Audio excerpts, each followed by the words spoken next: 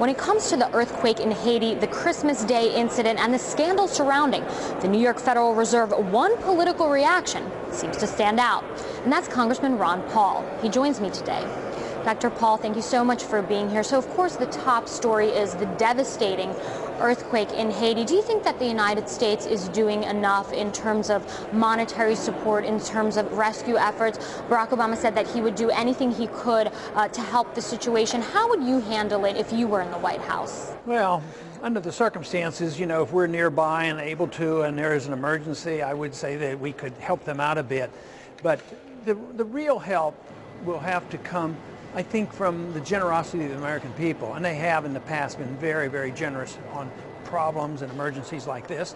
And generally they can raise not only millions but literally billions of dollars and donate to people like this, and we could and we should.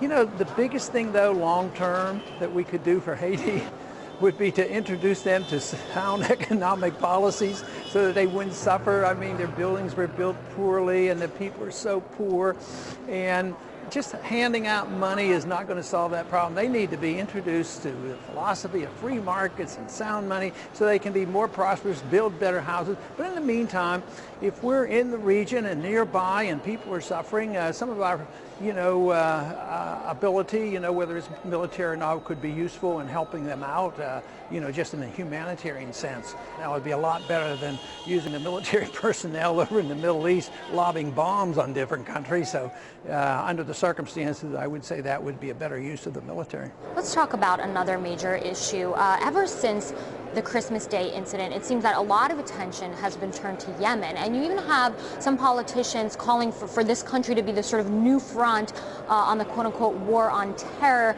even urging Barack Obama to concentrate efforts over there. Do you agree with this assessment? Not with what they're doing or the assessment. I mean, we're just looking for another war. I mean, we've been lobbing bombs over there, and we have another front. I think it's a disaster. It's a continuation of the foreign policy of George Bush. They've been believing in preventive war, and if we think there are some people here that don't like us, we'll start bombing them. Then we bomb people and kill innocent people, and all we do is make more people angry at us. I think the further we stay away from Yemen, the better off they would be and the better off we would be. Barack Obama did mention that he's not going to send more troops over there, but it seems that the people down there, even this perception or notion that the government of Yemen is somehow cooperating with the government of the United States is really enraging them. Sure, and I don't know whether people will absolutely believe what we tell them. We say, well, we're not going to do it. That doesn't necessarily reassure them that we won't. And dropping a bomb from out of the sky is every bit as bad as sending on troops. As a matter of fact, it might even make them angrier. The fact that, they do it without any chance to have any retaliation, that these bombs and missiles can come flying in supposedly only to kill bad people. But they might be just upset with us because we're already over there and interfering in their government. And the government of Yemen is, propped up by us, and we send them a lot of money, so the people who resent that are angry at their own government and they're angry at us. So I think the position of non-intervention and non-involvement in the internal affairs of other nations would serve us well, and it would serve them well too. You've also raised a question of how $75 billion towards intelligence gathering couldn't have stopped this man, especially when we consider that his own father went to authorities and warned them about him. Well, it proves bureaucracies don't work, and I think the responsibility falling on a $75 billion bureaucracy that has 16 agencies and they're trying to coordinate the information proves it doesn't work.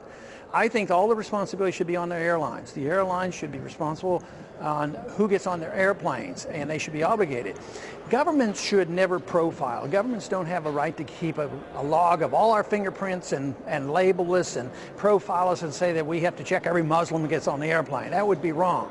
But if you own the airline and you're getting on the plane voluntarily and they have certain rules, they could manage this much better. For instance, there's technology available to us today to carry a certain type of electronic gadget that identifies the person.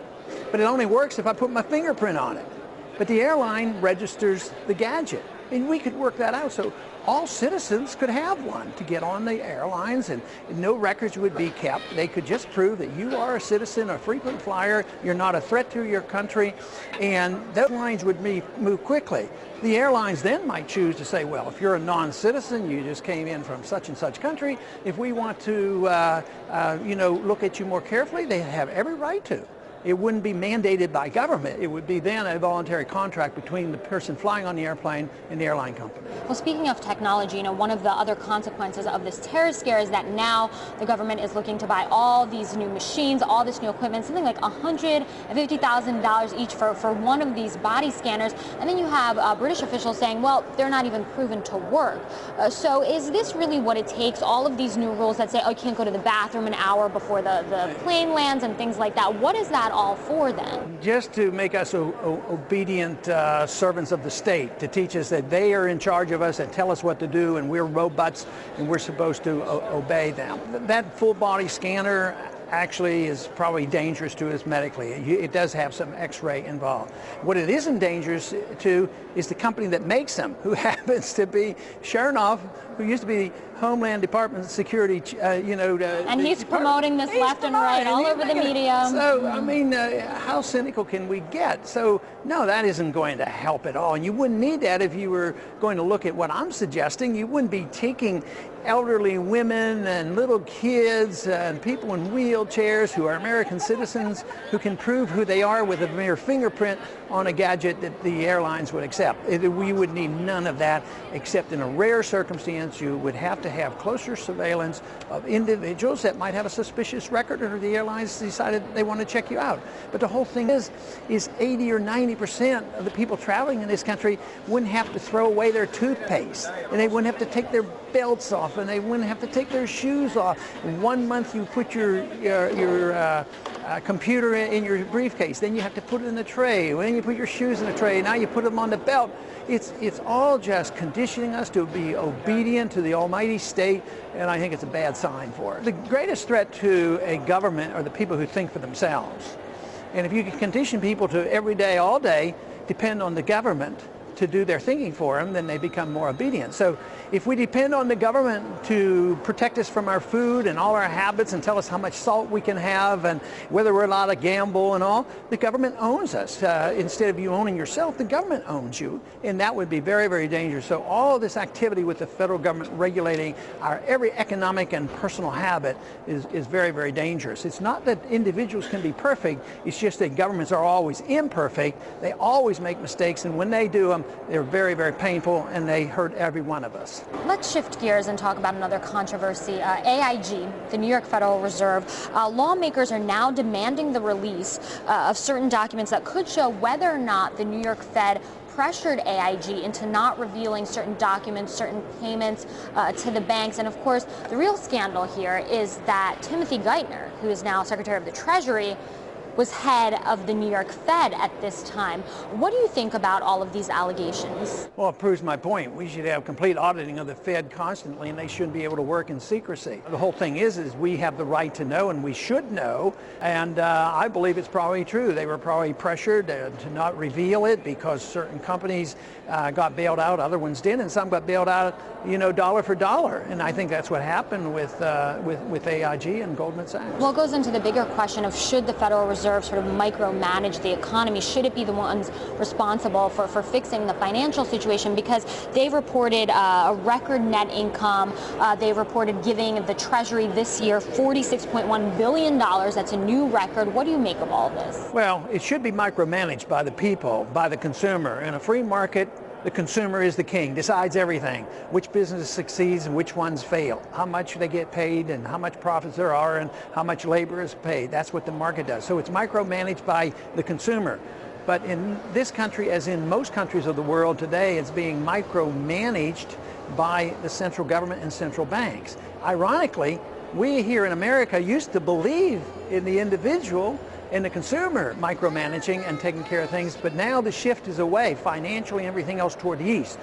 For instance, China happens to be rewarding people who work hard and save money, and they're getting to be in the driver's seat. They're our banker and all. So it's an amazing shift that's happened in my lifetime in the last several decades away from our traditional values and shifting over where communist nations once, wanted